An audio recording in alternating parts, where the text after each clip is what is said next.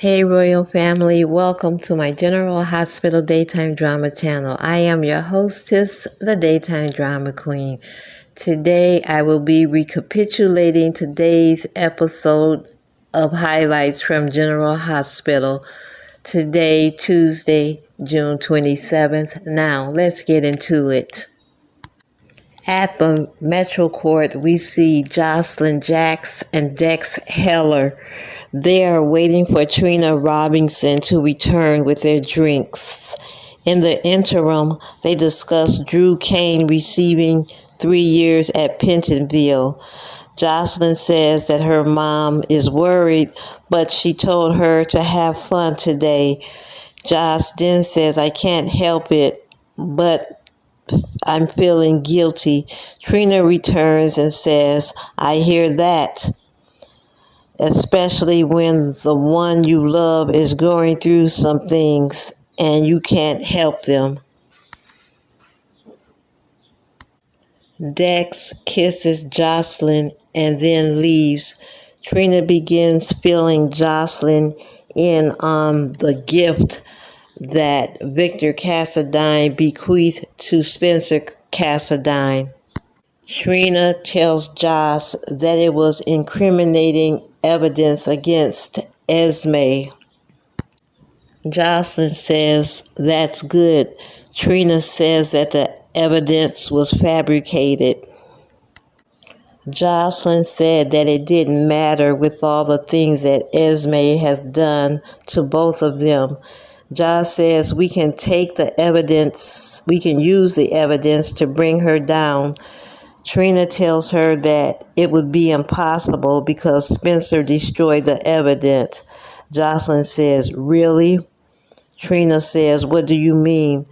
Jocelyn tries to walk it back and says, I didn't mean anything. I'm just a little surprised that he would destroy the evidence.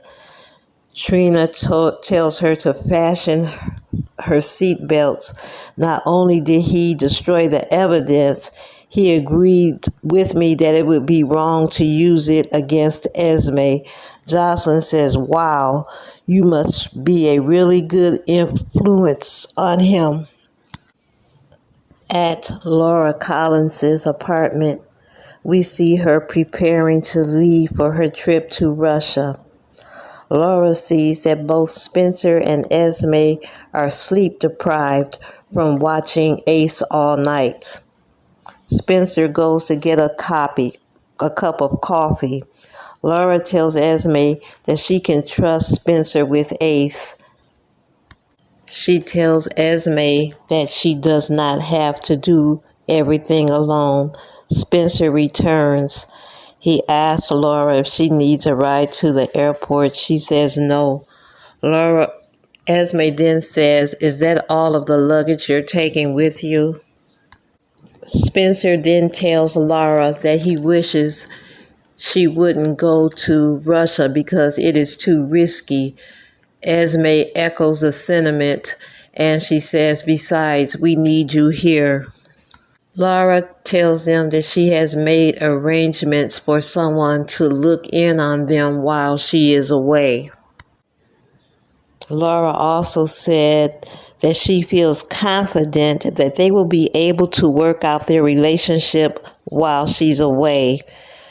She tells Esme that if she will bend a little, Spencer will meet her halfway.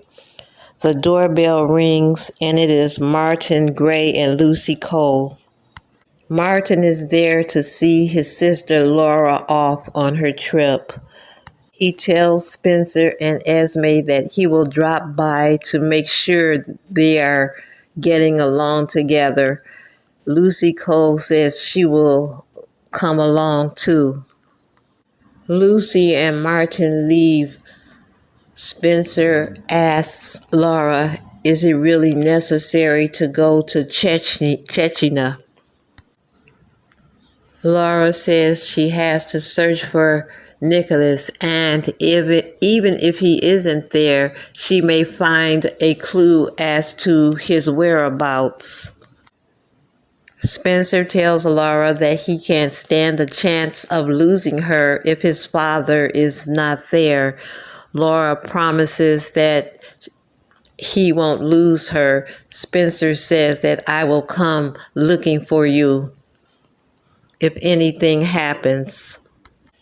Laura then tells Spencer that people change if you let them. Esme is standing by, soaking all of this in. When Laura leaves, Esme walks up to Spencer and says that she is willing to work together if he is. Spencer says, for Ace. Next, we see Chase and Brooklyn. They have returned after going out for a run. They go inside the Quartermain mansion, and Olivia says she's afraid she pushed Ed away. Tracy tells her that she hopes he comes to his senses. Tracy then asks Brooklyn why isn't she at work at Deception. Brooklyn says because my father suffered a head injury last night. Tracy receives a phone call and steps away. Brooklyn tells Chase that she's glad that the security camera caught footage of Ned's fall. No one else witnessed the fall. Chase says that's not true. Someone else witnessed it. It was Nina Reeves. Brooklyn then asks Chase, why didn't Nina say anything? Chase says, I don't know. Next, we see Tracy on the phone. She's saying, let me remind you, we are partners. You are not my boss. I will get the information regarding Deception for you. Next, we see Anna and Valentine at her place. Valentine yells for Anna to come see this. He takes her outside and closes the front door. Written across the door in huge red letters is the word murderer. Anna says, I'm going to get something to clean it off. Valentine takes photos of the word. Anna tries to brush it off as kids playing. Valentine said, it is more serious than that. He said he is not going to accompany Laura to Russia. He tells Anna that someone may be after her. Anna tells Valentine that he must go with Laura because she needs him. After pressuring him, Valentine tells Anna that he will go with Laura. Next, we see Sonny Corinthos at his place. He and Nina Reeves are in the living room. Sonny asks her if she's seen Ned. Nina says no. Ned walks into the living room and asks, can someone tell me what I'm doing here? Sonny says, don't you remember I brought you here last night? Ned said he didn't recognize the place in the daylight. The doorbell rings and it is Olivia Quartermain. She comes in with a dish and a bag. She greets Sonny and Nina. She goes over to Ned and said that she has a dish for him. Nina takes the dish away. Olivia then says to Ned, I brought you some clothes. Ned says thanks and prepares to go off. Olivia grabs his hand and tells him 5 minutes. Just give me 5 minutes of your time. We next see Olivia and Ned seated on the couch. Olivia has brought a photo album to jar his memory. To no avail. Ned doesn't recognize any of the photos. Olivia shows him a photo of himself standing alongside Lois. Sonny asks him if he remembers who the lady is. Ned says it's on the tip of my tongue, but I can't remember. Sonny informs him that it is Lois.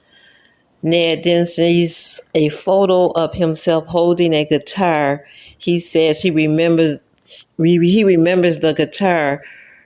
Olivia becomes outraged and said, after 30 years, you remember a guitar? She storms off. Ned jumps up, apologizing. He said he didn't mean to upset her. He said he needs to get out of the house. He needs some air. He leaves. Nina goes yelling behind him, Eddie, Eddie. Once outside, Eddie informs Nina that she is the only one who calls him Eddie. Olivia leaves. She sees Nina and Ned talking. She says she's not there to bother them. Eddie tells Nina that he's sorry for what happened. Nina suggests that maybe it would be best if he goes elsewhere. Ned says that he does love traveling on the road. We then see Nina going back into the house calling, Sonny, Sonny, Ned is gone. I couldn't find him. Nina is as pleased as Punch. Sonny makes a phone call. We then see Dex Heller at the door. Right behind him is Eddie. We then see Ava and Austin Gatlin Holt discussing the plan to get Pilar fired. Mason Gatlin Holt walks in and tells them that time is up. He says that the boss has been waiting and tells them to stop stalling. Ava said that they need more time to get information on the Pikeman deal. Mason tells them that the boss isn't playing. He reaches into his pocket and produces a plastic bag. Ava takes the bag. It is her blonde hair is in the bag. Mason tells Ava and Austin that he has more evidence and that he will use it if they don't produce information on Pikeman. Ava agrees to do whatever Austin said, but first, I must go home to see my daughter, Avery. We then see Ava in the park. Pilar is calling out her name, Miss Jerome, Miss Jerome. Ava turns around. Pilar says, Avery has gone missing. That concludes today's highlights. Please send me your thoughts, your comments, and your theories, and we will discuss at a later date. Until then, this has been the Daytime Drama Queen saying, ta-ta!